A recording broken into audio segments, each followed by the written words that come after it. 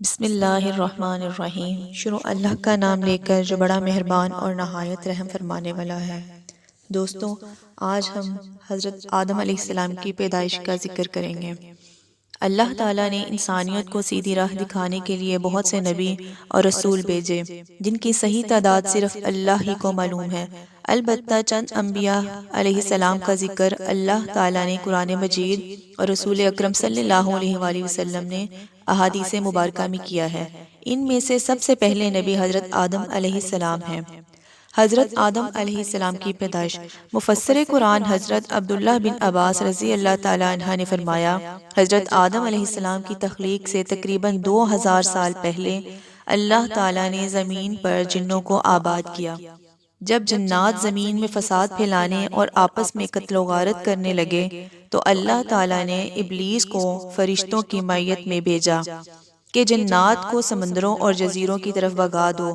ابلیس نے فرشتوں کو ساتھ لے کر جنات کو سمندروں اور جزیروں کی طرف بھگا دیا۔ ابلیس خود بھی جنات کی نسل میں سے تھا، لیکن کثرت عبادت کی وجہ سے اللہ تعالیٰ نے اسے فرشتوں کا سردار بنا دیا۔ فرشتوں کا سردار بننے کی وجہ سے ابلیس میں غرور اور تکبر پیدا ہو گیا۔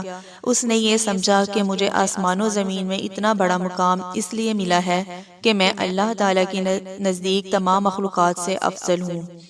اللہ تعالیٰ کو اس کا غرور اور تکبر پسند نہیں آیا، اور اسی وقت اللہ تعالیٰ نے فرشتوں کے سامنے ایک ایسی مخلوق کو پیدا کرنے کا اظہار فرمایا جو زمین میں اللہ تعالیٰ کی نیابت کرے۔ فرمان الہی ہے، اے پیغمبر صلی اللہ علیہ وآلہ وسلم، وہ وقت یاد کیجئے جب آپ کے رب نے فرشتوں سے کہا کہ میں زمین میں اپنا کوئی خلیفہ بنانے والا ہوں، تو انہوں نے کہا، اے اللہ، کیا آپ زمین میں ایسی مخلوق کو اپنا نائب بنانا چاہتے ہیں جو زمین میں فساد پھیلائے اور خون ریزی کرے، جبکہ ہم آپ کی حمد کی ساتھ تسبیح اور پاکیزگی بیان کرتے ہیں؟ اللہ نے فرمایا، جو حکمت میں جانتا ہوں وہ تم نہیں جانتے۔ پھر اللہ تعالیٰ نے اپنی چاہت کو عملی جامہ پہناتے ہوئے حضرت آدم علیہ السلام کا پتلا اپنے ہاتھوں سے تیار کیا۔ فرمان الہی ہے، اللہ نے فرمایا، اے ابلیس، جسے میں نے اپنے ہاتھوں سے پیدا کیا ہے، اسے سجدہ کرنے سے تجھے کس چیز نے روکا؟ احادیث رسول اکرم صلی اللہ علیہ وآلہ وسلم ہے، قیامت کے دن اہل ایمان جمع ہو کر آدم علیہ السلام کے پاس آئیں گے اور عرض کریں گے، آپ تمام انسانوں کے باپ ہیں، اللہ تعالیٰ نے آپ کو اپنے ہاتھ سے پیدا فرمایا، فرشتوں سے آپ کو سجدہ کروایا اور آپ کو چیزوں کے نام سکھائے۔ آپ اپنے رب کے سامنے ہماری سفارش کیجئے تاکہ ہمیں اس مصیبت سے نجات مل جائے۔ آپ صلی اللہ علیہ وآلہ وسلم فرمائیں گے، آج اللہ تعالیٰ بہت غصے میں ہے، آج سے پہلے کبھی اتنے غصے میں نہیں آئے تھے اور نہ ہی بعد میں آئیں گے۔ اللہ نے مجھے درخت کے پاس جانے سے منع کیا تھا، لیکن مجھ سے غلطی ہو گئی، لہٰذا آپ کسی اور کے پاس چلے جاؤ۔ سب سے افضل دن جمعے کا ہے۔ اسی دن آدم علیہ السلام کو پیدا کیا گیا، اسی دن انہیں جنت میں داخل کیا گیا، اسی دن جنت سے نکالا گیا، اور اسی دن قیامت قائم ہوگی۔ اللہ تعالیٰ نے آدم علیہ السلام کی شکل و صورت بنانے کے بعد جب تک چاہا انہیں ڈھانچہ کی صورت میں پڑا رہنے دیا۔ ابلیس آدم علیہ السلام کے پاس چکر لگاتا رہتا تھا۔ جب اس نے دیکھا کہ یہ جسم اندر سے کھوکھلا ہے تو اس نے اندازہ کر لیا کہ یہ ایسی مخلوق ہے جو اپنے نفس پر قابو نہیں رکھ سکے گی۔ اللہ تعالیٰ نے حضرت آدم علیہ السلام کو پوری زمین سے جمع کی گئی مٹھی بھر خاک سے پیدا فرمایا۔ اسی وجہ سے آدم علیہ السلام کی اولاد بھی مختلف رنگوں کی مٹی کے مطابق پیدا ہوتی ہے۔ ان میں سفید، سرخ، سیاہ اور درمیانی رنگوں کے بھی ہیں۔ اسی طرح نیک اور بد، نرم خو اور سخت طبیعت اور درمیانی طبیعت والے ہیں۔ اللہ تعالیٰ نے حضرت آدم علیہ السلام کو جمعہ کے دن اپنے ہاتھ سے انسانی صورت میں پیدا فرمایا تاکہ ابلیس اپنی بڑائی کا دعویٰ نہ کر سکے۔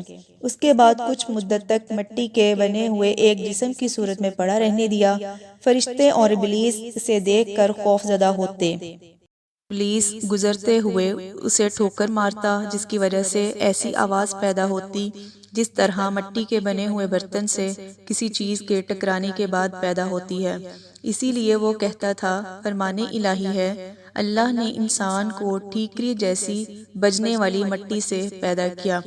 ابلیس ایک مرتبہ موقع پا کر حضرت آدم علیہ السلام کے منہ کی طرف سے بدن میں داخل ہوا اور دوسری طرف سے نکل گیا اور فرشتوں سے کہنے لگا اس سے مت ڈرو، یہ آدم علیہ السلام اندر سے بالکل کھوکھلا ہے، اگر مجھے اس پر قابو پانے کا موقع ملا تو میں اسے ضرور گمراہ کروں گا۔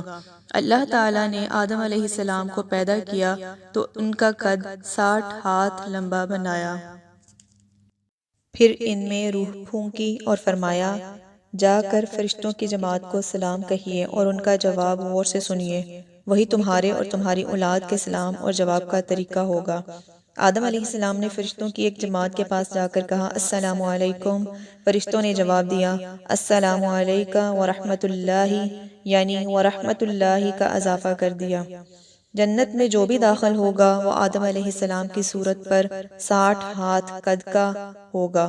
اس کے بعد آج تک مخلوق کے قد میں کمی ہوتی رہی۔